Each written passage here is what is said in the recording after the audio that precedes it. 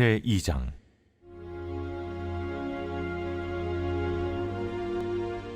너희 제사장들아, 이제 너희에게 이같이 명령하노라.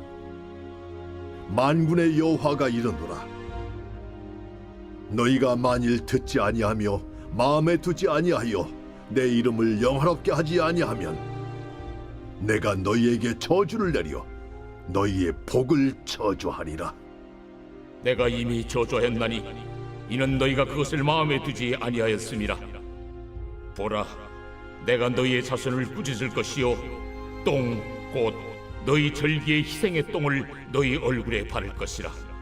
너희가 그것과 함께 제하여 버림을 당하리라.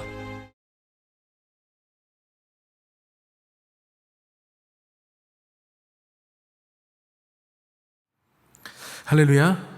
오늘 우리에게 주신 하나님의 말씀은 말라기 2장 1절부터 3절까지 말씀입니다. 오늘 말씀의 제목은 영적 리더의 책임입니다. 이스라엘 최초의 대제사장은요, 모세의 형인 아론입니다. 아론에게는 모두 4명의 아들이 있었지요. 나답과 아비후, 그리고 엘라살과 이다말, 그들이 바로 아론의 네 아들입니다. 이들 중 나답과 아비후는요, 이스라엘의 광야 생활 중에 죽습니다. 하나님의 불이 그들을 심판했는데요, 이유가 참 기가 막힙니다. 하나님께서는 제사장이 성소에서 분향할 때, 그 향단에서 불을 사를 때 정해진 거룩한 불을 사용하라고 하셨는데요, 술에 취한 나머지 2사람은요 아무 불이나 가지고 가서 향단에 사르다가 하나님의 불의 심판을 받게 되죠.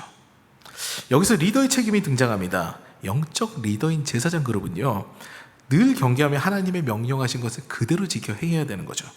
그렇지 못하면 하나님의 심판 및 처벌을 받게 되는데요, 오늘 말라기 선지자가 지적하는 종교 지도자들의 타락도 이와 같습니다.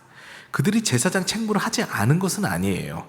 게으르다는 말도 여기 나오지는 않습니다. 다만 그들은요, 하나님의 말씀을 듣지 아니하였다, 그대로 행하지 아니하였다, 이렇게 기록되어 있습니다.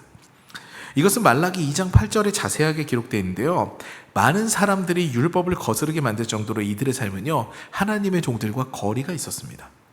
원래 제사장은요, 입에서 진리가 머무르고 불의가 없으며 화평함과 정직함으로 많은 사람을 돌이켜 죄악에서 떠나게 해야 되는데, 말라기 선지자 당시의 제사장은요, 타락했어요. 사람에 따라서 판결을 치우쳐하고요, 또 판결을 굽게 하고, 오히려 다른 사람들이 하나님의 율법을 거스르게 만드는 것이 이 제사장들이었다 라고 말라기 선지자는 기록하고 있습니다.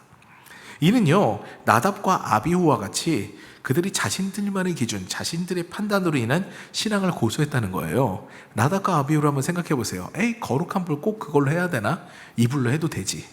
이렇게 하나님의 기준을 옮기는 행위가 영적 리더들에게는 용납이 되지 않는다는 거죠. 하나님께서는 그걸 용납하지 않으신다는 겁니다.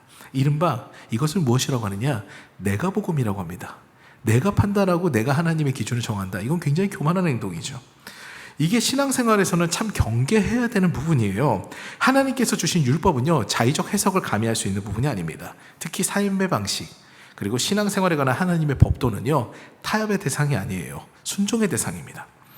이것은 영적 리더의 삶에서 명백하게 드러나야 되는 부분이에요. 아까 말씀과 같이 입에서는 불의가 없어야 되고요, 진리가 머무르며 사람들 앞에 정직하고 화평하게 하는 그 사람이 바로 하나님의 사람이라는 거죠.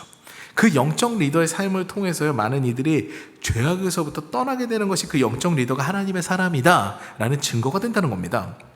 타락한 종교 지도자들을 위한 하나님의 심판은요, 너무나 우습고도 놀랍습니다. 하나님께서 세우신 제사장이지만 그들의 얼굴에 똥을 바르겠다고 이렇게 하나님께서 말씀하세요.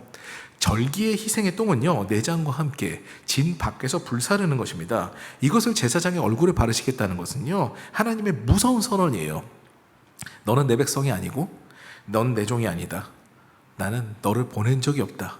너는 똥과 같이 그 내장과 함께 진 밖에서 살라져야 되는 그런 존재다라는 그런 표식이에요. 내장과 똥이 진 밖에서 살라지는 것 같이 나는 너희를 진 밖에서 살릴 것이다라는 하나님의 무서운 의지인 것이죠. 사랑하는 여러분, 영적 리더의 책임은 막중합니다. 영혼을 터치하고 돌봐야 하는 사명이 있는 만큼 더 정직하고 신실함을 소유해야 합니다.